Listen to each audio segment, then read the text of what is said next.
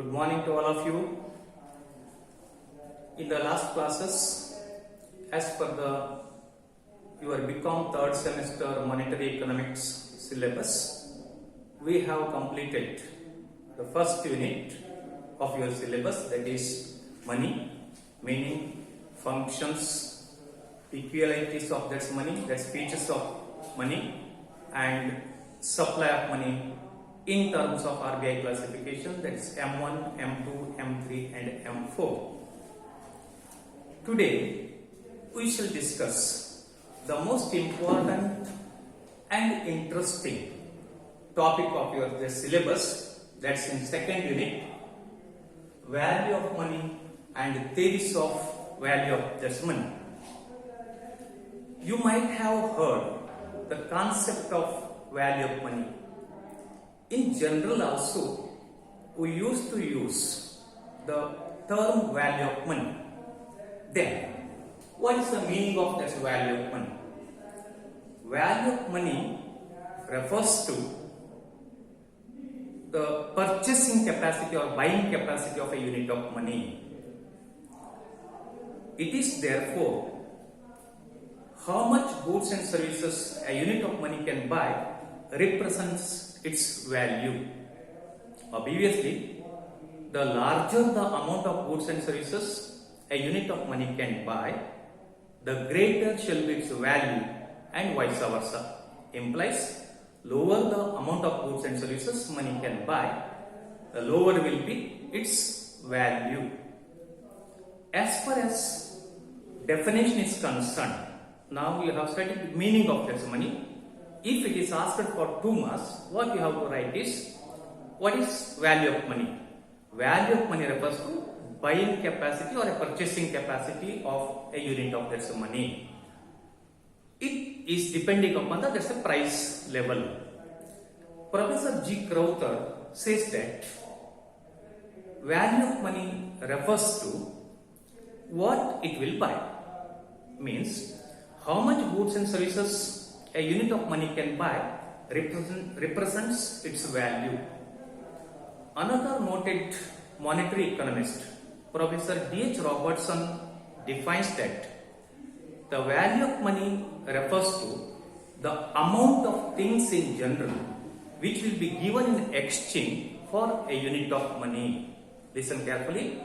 According to D.H. Robertson, the amount of things in general which will be given in exchange for a unit of that money.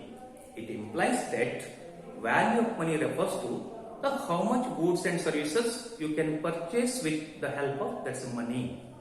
Further, value of money is a relative concept. It is not an absolute concept. Why it is a relative concept is, it is related with the general price level.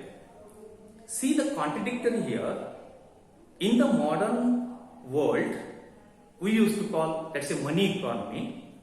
Money is able to measure the value of all goods and services, but it is unable to measure its own value.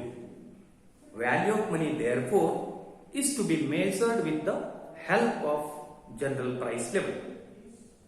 Quite natural. Price and value are inversely proportional. Price and value are inversely related. It implies that the higher the price level, lower will be the value of money. The lower the price, higher will be the value of money. Value of money and prices are inversely proportional. Therefore, in a symbolic form, form, we write value of money, VM stand for. Value of money is equal to 1 by P. This is the symbolic notation of statement of this value of money. VM stand for in this equation, value of money is equal to 1 by P. Implies that this left hand side, that's value of money, and the prices are inversely proportional. Take for a simple illustration. You have 200 rupees as a unit of money with you. If the price of kg of apple is 200 rupees, you can purchase 1 kg of that apple with your 200 rupees. On the other hand, suppose price increases to 400 rupees per kg. Now, your value of money has gone down. See, your 200 rupees can buy now half a kg.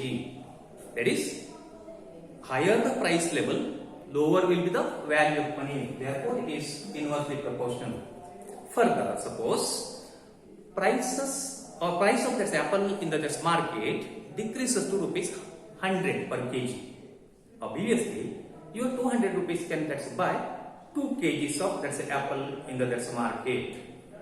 Hence, there is a inverse proportion, that is between the price and the value of money. As far as further the determination of the value of money is concerned, or what are the factors that influences the value of money, regarding this issue, there is no one opinion among the economists. There is no unanimous opinion among the economists. Different group of economists have developed a separate hypothesis, separate theories to measure the value of money. Broadly, as far as theories of value of money is concerned, therefore, there are 2 approaches to measure the value of money. Namely, one is cash transaction approach. Cash transaction approach, and the second one is cash balance approach. Cash balance approach. As I said, there are 2 theorems in connection with the determination of the value of money, or how to determine the value of money. Regarding this issue, there are 2 group of thinkers who have developed a separate approaches, separate theories to prove the value of money. First, we shall take for discussion a cash transaction approach.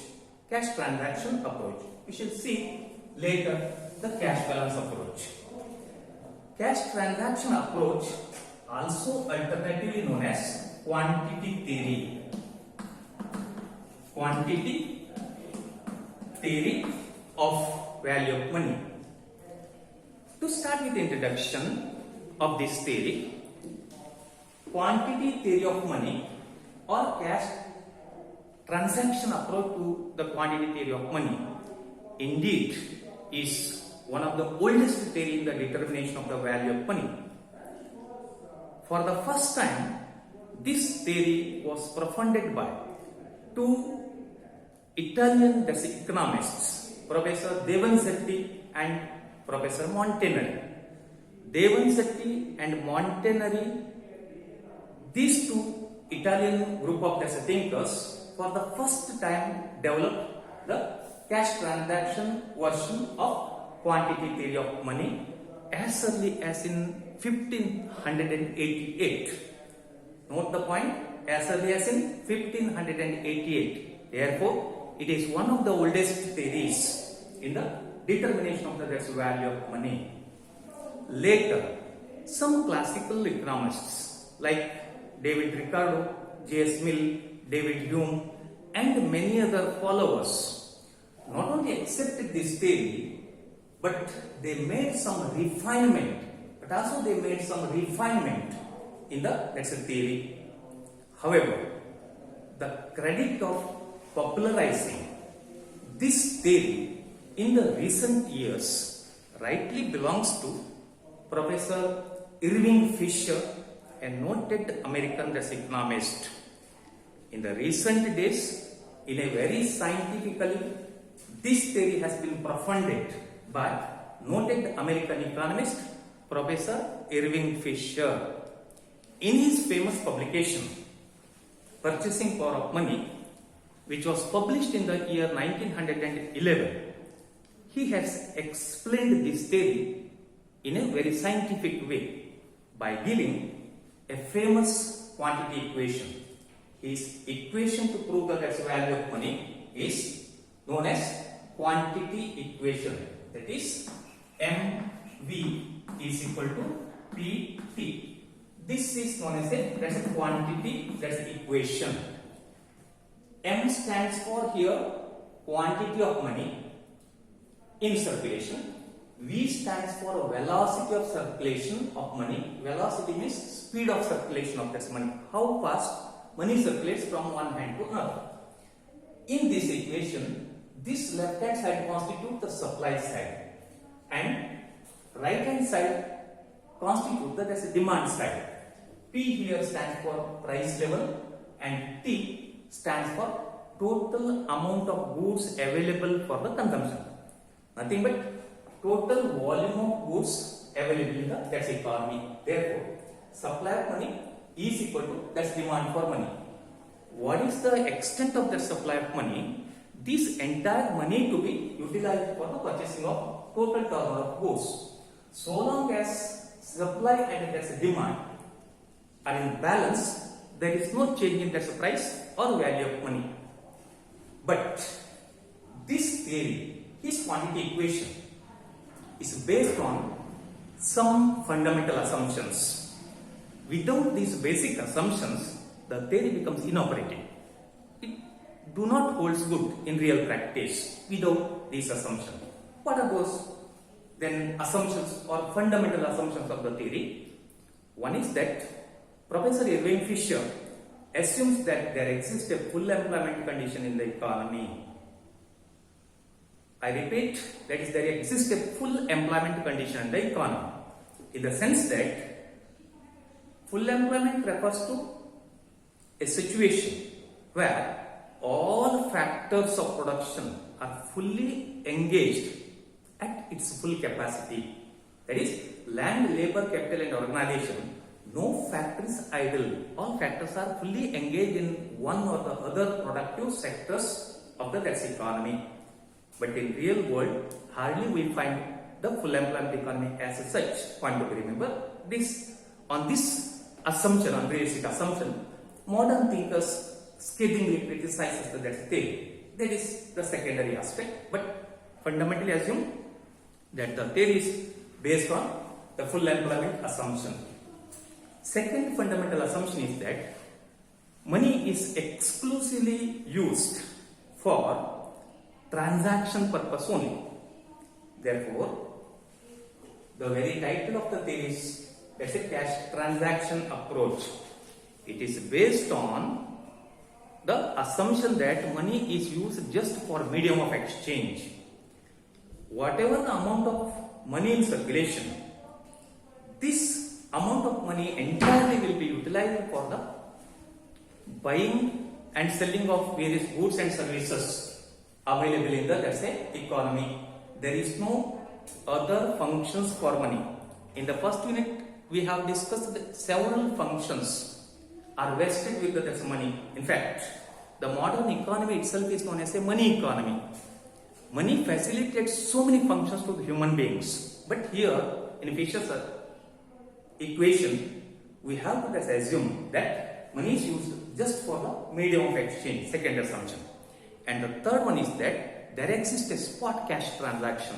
Spot cash in the sense that cash and carry, no credit transaction. Soon after the transaction, you will have to pay money, cash and carry business. That is one say spot cash transaction. And another assumption is that the value of money is here measured over a period of time. This demand and supply is related to or calculated over a period of time. Period of time means maybe in one financial year, or maybe in 1 month between October and November, or maybe 2020-21. This is a period of time. He measures value of money in an economy over a period of time. Keeping in mind these fundamental assumptions, Professor Irving Fisher explains his theory how the quantity of money determines the value of money, how the quantity of money and value of money are that's related. See, to illustrate this quantity equation with some numerical example. Suppose say the fundamental assumption is MV equal to PP. Since value of money is based on the general price level, we shall manipulate the equation in this way. P is equal to MV divided by T. See, price is measured through the supply of money divided by demand for money. This equation M equal to PT is manipulated so as to measure that's a price. As I mentioned, price and value are inversely proportional. Therefore, to measure the price first, supply of money, that's MV, to be divided by the total amount of that's goods and services. Here MV in the sense that M into that's V. MV means M into that's V. I suppose say there is 1000 rupees in circulation, 1000 rupees M, and it circulates by 5 times in the that's economy. 5 times money circulated from one hand to another. According to Ewing Fisher, the total supply of money is not 1000 rupees, it is 5000 rupees. That is M into V. It is to be divided by the total amount of goods and services available in the that's economy. For simple illustration, we shall take, for example, M is equal to rupees 2000 and V, I suppose, 5 times. Money circulates by 5 times. And T, total available goods in the that's economy, total volume of goods is 1000 units. 1000, let's say, units. Now, what is the price to P to be that's final? Apply as per this equation.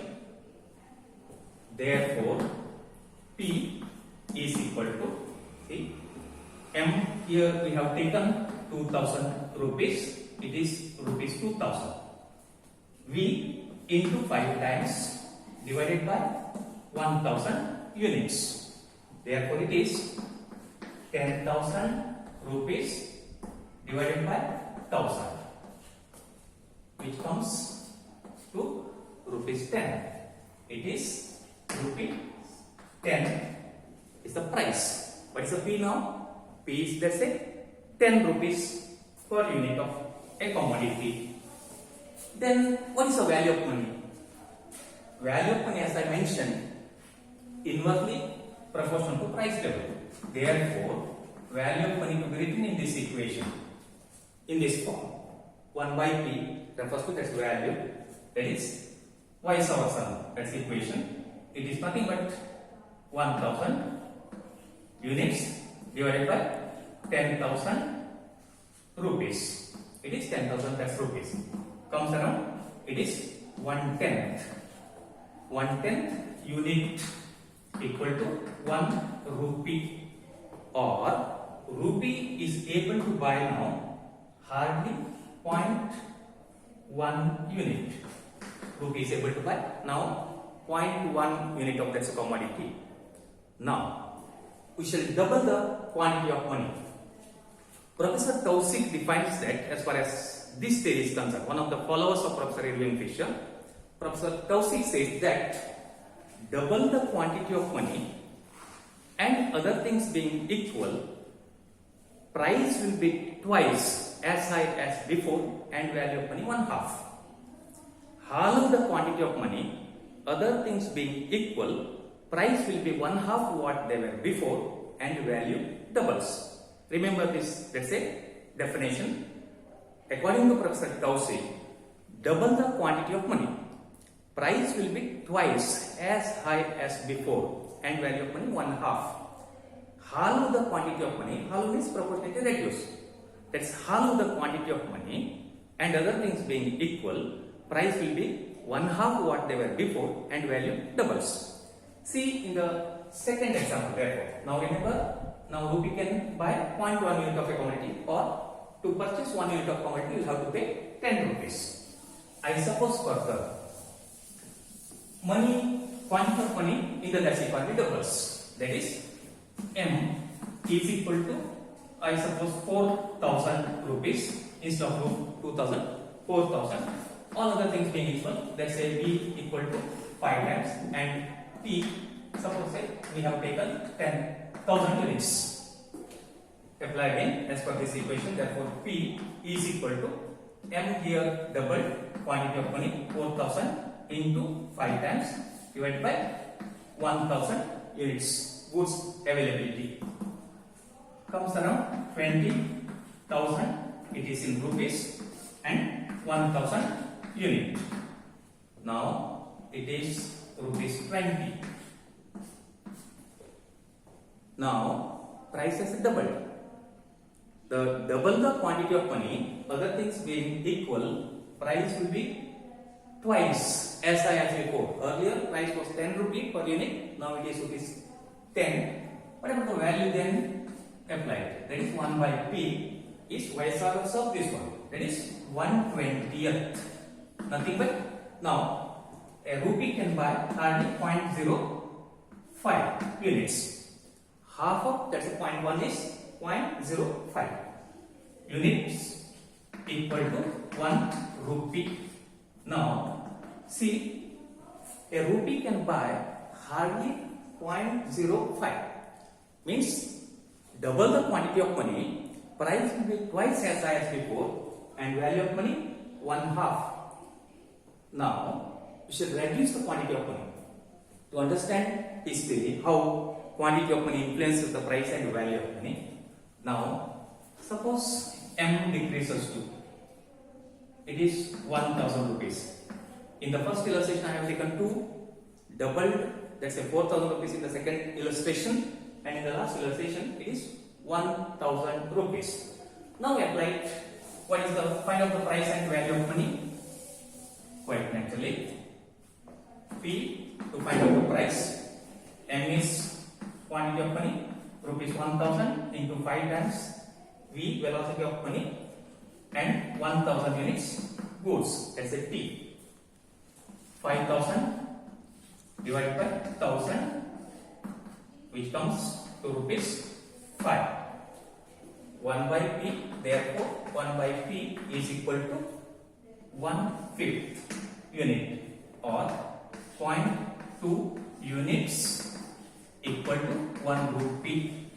Rupee can buy now comparatively more amount of goods and services, more amount of goods in this illustration. Therefore, double the quantity of money, other things being equal, price will be twice as high as before and value of money 1/2. Half the quantity of money, other things being equal, price will be 1/2 whatever before, price will be 1/2 whatever before, and value doubles. Now money can purchase more units of, let's say, goods and services. Therefore, very contention of the Irving-Fisher's proposition is that there is a direct relationship between quantity of money and the price level. How much proportion or how much percentage the quantity of money increases, in the same proportion prices also the same increases. Since it is a full employment economy, or money is exclusively used for buying purpose, no investment, no savings, no leakages for money. Whatever the amount of money, entirely will be utilized for the purchasing of the goods and services. Therefore, M and P are directly proportional, and quantity of money and 1 by P, that's value of money, are inversely proportional. This is the very proposition of Professor Irving Fisher. But remember please, the total quantity of money not only comprised of the legal tender money, that is currency and coins with the public, it also comprised of bank money, in the sense that in the total supply of this money, bank money also play a key role. Therefore, in order to include the bank money in his equation or in his theorem, Professor Irving Fisher has made a little addition to his original equation, that is mv plus m dash or m prime v prime is equal to pt. Here it is nothing but supply side and demand side. So long as there is a balance between the demand and supply, no changes in the price. Any change in the supply side, he focuses largely on supply side, demand side being constant. That is, any change in, let's say, money supply brings about changes in the general price level and value of money. Quantity of money and the prices are directly proportional, and quantity of money and value of money are inversely proportional. In this equation, you know all other dash notation except m dash v dash. Here, m dash refers to the amount of that's bank money in circulation. Amount of that's bank money. M dash stands for bank money, and v dash stands for velocity of circulation of that's bank money. See, you can manipulate this equation to find out the price level. P is equal to, that is price is equal to all other notations. In the first equation itself I have explained, this is quantity of money, its velocity, it is price, T stands for total turnover of goods. Therefore, P equal to mv plus m dash v dash divided by T. Here also, the larger the quantity of money, the greater will be the price level and vice versa. And the larger the quantity of money, lower will be the value of money and vice versa. To illustrate this equation also, we can just take some numerical values. For instance, shall assume, for example, here I suppose m is equal to rupees 1000. Here m rupees 1000 and m dash, that is m dash quantity of dash bank money, it is rupees 500. First we shall take into illustration. I suppose, and v velocity of money 3 times legal tender money, velocity of circulation of bank money 2 times, and T the total availability of goods in the economy for the civilian consumption is, I suppose, 4,000 units. 4,000 units. Then, how to find out the price? What about P? Now apply as per this equation. Therefore, P is equal to, it is rupees 1000 into 3 times money circulates plus m dash is 500 plus 500 into m dash v dash, that is 2 times divided by T, means total turnover of goods is 4,000 units. Therefore, it comes around P therefore equal to 3,000 plus 1,000 divided by 4,000 units, which comes around 4,000 rupees divided by 4,000 units. Now it is 1 rupee equal to 1 unit. 1 rupee is equal to, that's 1 unit.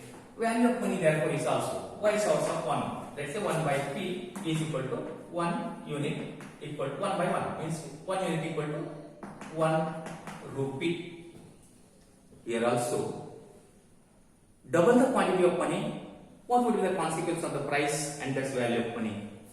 Now, all other things being equal, we should change the quantity of money and quantity of this bank money. I suppose M, it is 2,000 rupees now. Instead of 1,000, 2,000 rupees. M dash instead of 500 rupees, increased to 1000. For simple illustration, we have doubled the M and M dash, all other things being equal. Now find out the price and dash value, all other things being equal. P therefore equal to M rupees 2000 into 3 times its velocity plus M dash is or M prime is 1000 rupees into its 2 times divided by 4000 units. 4000 units, which comes around 6000 plus 2000, that is 8000 divided by 4000. Now price increased, that is 2 rupees is equal to 2 rupees equal to 1 unit. What it implies is now rupee can buy now 1 by p. What is the value? 1 by p is equal to, that is 1 by 2. It is 2 rupees equal to 1 unit. Now a rupee can buy, that is hardly half a unit of the dash commodity. Value of money has gone down. When the quantity of money increases, price increases. In the first illustration, price was 1 rupee per unit. Now price increased to 2 rupees per unit of a dash commodity, and the value of money 1/2. See, now a rupee can buy half a unit of the dash commodity. The value of money has, let's say, gone down. In the last illustration, which is reduce the money supply, instead of 1000 rupees here, in the first example I have taken 1000 rupees as quantity of money. Now it is hardly 500 rupees. Quantity of money has been halved, and M dash is the first example is 500, hardly 250 rupees. All other things being equal, what is the consequence on price and as well value of money? Apply as per the equation. P is equal to M rupees 500 into its 3 times plus M dash 250 rupees into circulated by 2 times. Here it is 1500 plus 1000. It is 500. It is 250 into 2. It is 500. Therefore, divided by total turnover of that goods is, what's the amount of that goods? 4000 rupees. 4000 rupees. Therefore, it is 2000 rupees divided by 4000. Now it is 1 by 2. Price is equal to 1 by 2. In the sense that the lower the quantity of money, the lower shall be the price level. See, price so that now decreased to 50 paise per unit. What is the value of money then? 1 by p is equal to vice versa. A rupee can buy 2 units equal to 1 rupee. Value has gone up. When price comes down, value goes up. This is the proposition of the quantity theory of money advocated by Irving Fisher. The quantity of money and value of money are inversely proportional. Further, quantity of money and prices are directly proportionately related.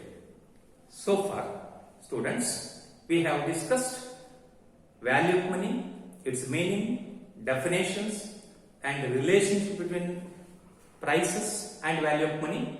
Further, we have started discussion on the first approach to determine the value of money, that is quantity theory of money advocated by Professor Irving Fisher.